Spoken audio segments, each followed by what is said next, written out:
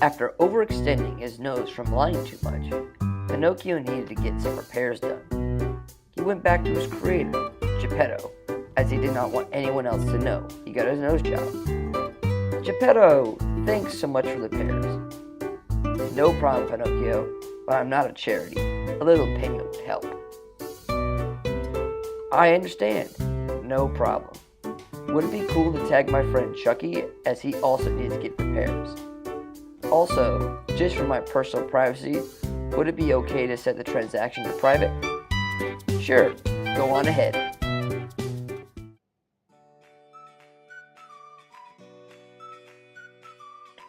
What problem is Venmo trying to solve for consumers?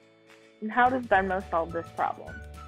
Venmo is a simple cashless and paperless digital payment service through a mobile app with no friction and an interactive system that replaces the traditional methods of cash, checks, or cards within a social network of known friends and to people in close geographical proximity. Venmo's original business model earns money on a commissions basis from two sources. The model attempts to levy the cost of operations from consumer onto businesses in order to make it almost free for said customers and as a result convenient and appealing. The revenue from consumers is more or less limited to a 3% surcharge applied to transactions utilizing a credit card as opposed to debit card. The greatest share of revenue is from businesses, including application programming interface, which allows in-app payments for the likes of Uber and Lyft, earning Venmo 2.9% on every transaction. Currently, Venmo is attempting to expand its revenue base, notably after its acquisition by PayPal in 2013, by introducing new commission-based services for both consumers and businesses. Instant cash out for consumers allows them to instantly take out the Venmo funds instead of waiting 3 business days, and is charged at a 1% rate. There's also the introduction of the Venmo credit card to pay businesses, allowing consumers to pay for certain services and goods directly from the Venmo fund, but also expanding the potential revenue base of commissions from businesses. That being said, since the main appeal of Venmo is the convenience and almost free instant transfer of funds between consumers, it is unlikely that Venmo will attempt to monetize debit card-based exchanges in the near future.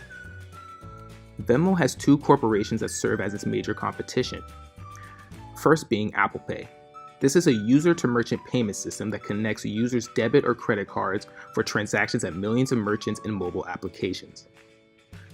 It directly links from Apple software to users' debit or credit cards with zero fees. It uses a fingerprint security system to authorize these purchases. It's a much easier and quicker way to pay opposed to entering your card information every single mobile transaction, and it's available internationally. Square's Cash App is similar to Venmo in terms of peer-to-peer payment services, connecting users' debit or credit cards for instant transaction between users. It charges 2.75% per transaction to businesses that accept Cash App purchases.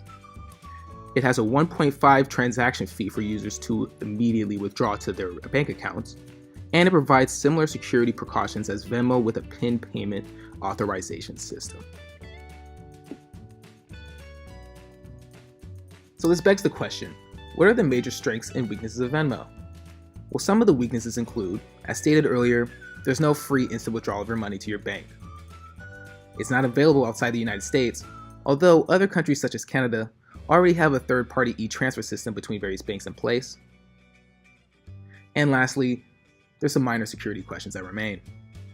There's no fraudulent protection and no buyer protection, so Venmo suggests that users be the first line of defense by only accepting payments from friends or other trusted sources. Now to the strengths. They have a new system called the Venmo card, which is a debit card that connects users to their Venmo balance. Venmo is a fun and interactive social networking platform to connect with fellow users. It also allows users to limit or maximize their social networking profile through privacy settings. It connects Touch ID or Face ID for additional user security with their transactions. It has a very strong customer service with a 24-hour calling center and a 9 to 5 p.m. live agent chat system. And lastly, there are no ads within the app, so it allows ease of use. Have the potential to improve financial outcomes for its users? Yes. Venmo can improve financial outcomes by offering an instant payment method outside of a traditional payment collection method involving a register. This allows people to be self-employed without starting a business, and specifically is ideal for individual service work such as tutoring or coaching. It's also ideal for peer-to-peer transactions such as payment for groceries and allowing for more convenient purchases. It also allows for businesses to offer an alternate way of payment collection that is faster and easier than traditional payment methods. As far as the raw transaction, due to the lack of fees in the transaction, it serves as the best application to purchase goods and services from businesses. Keep in mind, there is a fee for transitioning payments and total balances from Venmo to your bank account. It does create a safe environment for digital payments that is often not found on the market. However, its major flaw is that a payment request is not binding in any way. You could request a payment and never get paid back. So, this application is heavily reliant on the honor system. So, do keep that in mind in case you are running a business off Venmo.